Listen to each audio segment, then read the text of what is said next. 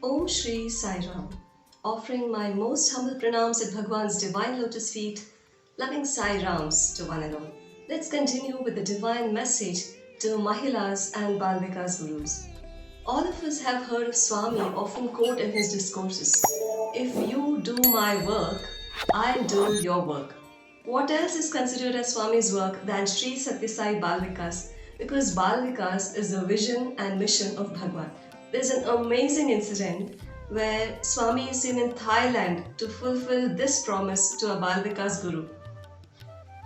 There was a workshop for overseas Bal Vikas gurus in Puttaparthi in August 1983. The Bal Vikas gurus were very fortunate to listen to Swami's divine discourses every day. On one of those days, Swami said, "In this life, if you are a Bal Vikas guru, that's enough. You need not do anything else." There were 7 Bal Vikas gurus from Thailand at this workshop. They were very fortunate to get an interview with Swami. Swami told them, "If you teach the children, you need not worry about anything. I will look after you. I will look after your business." So one of the gurus was Dr.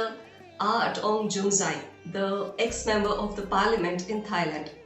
The gurus were so happy, but they were still wondering as to how Swami would look after their business. They all returned home after the workshop full of enthusiasm, and they soon started to hold Education in Human Values EHV classes along with Bal Vikas classes. Dr. Jungzai owned a factory that was situated at the suburbs of Bangkok. This area had many burglars and robbers, so what he did was he hired a guard to look after his factory at night time.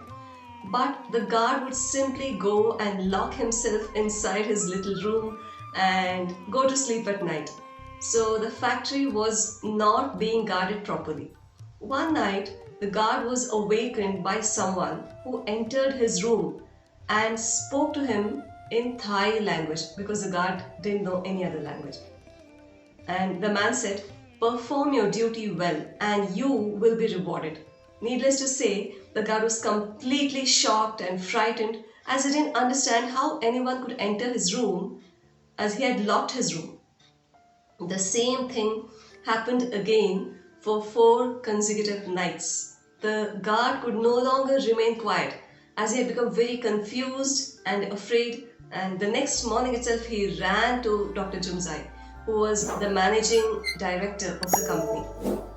The guard confessed that he didn't do his duty properly and told him the whole story. Dr. Jungzai asked the guard to describe the man who woke him up at midnight. He told that the man had a big crown of hair. Jungzai realized what had happened and took the guard to his office room, his chamber. Inside the room, there was a beautiful picture of Swami hanging on the wall. The guard stared at the picture with an expression of great surprise. He pointed to the picture and exclaimed, "That's him! That's a man who woke me up in the middle of the night." Amazing, isn't it? This is how Swami fulfilled his promise. And after 3 years, in the December of 1986, there was another conference. It was an EHV conference, Education in Human Values conference in Puttaparthi. Jumazai had the opportunity to speak in front of Swami in the Purnachandra Hall at Prashanti Nilayam to address the gathering of teachers from many countries. There, Dr. Jumazai narrated this incident, and while he was narrating it, Swami looked at him and smiled. So, what can we understand from this is that all our actions should be intended to bring joy on Swami's face. That is Sarva Karyam Bhagavat Pritirtham. And Swami will definitely be happy if we actively take part in his divine mission in Sri Sathya Sai Bal Vikas. Thank you all. Jai Sai Ram.